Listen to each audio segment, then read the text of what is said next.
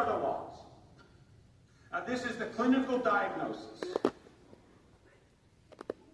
And clearly, Jesus puts a far greater emphasis on one flesh union than our culture does.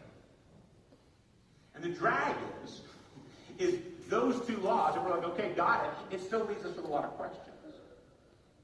And I want to offer us some understanding about why Jesus does this, and then some practical application.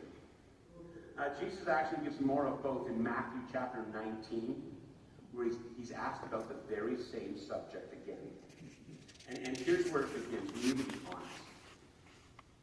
We need to be honest. Verse 3 says, "And the Pharisees came up to him and tested him by asking, 'Is it lawful to divorce one's wife for any cause?'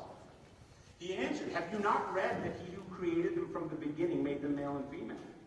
And said, therefore, a man shall leave his father and his mother and hold fast to his wife, and the two shall become one flesh.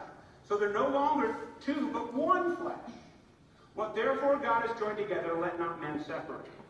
And they said to him, 'Why then did Moses command one to give a certificate of divorce and to send her away?'"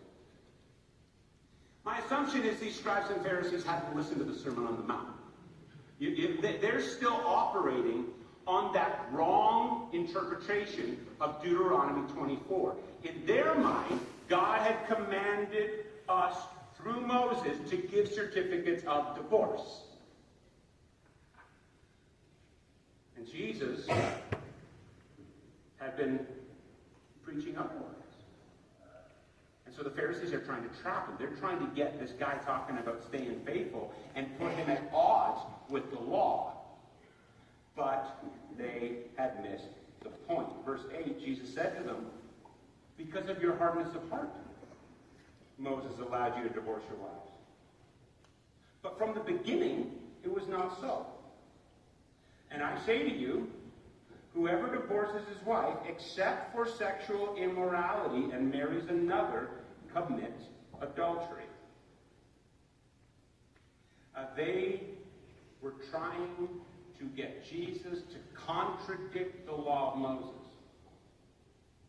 And Jesus turns it on.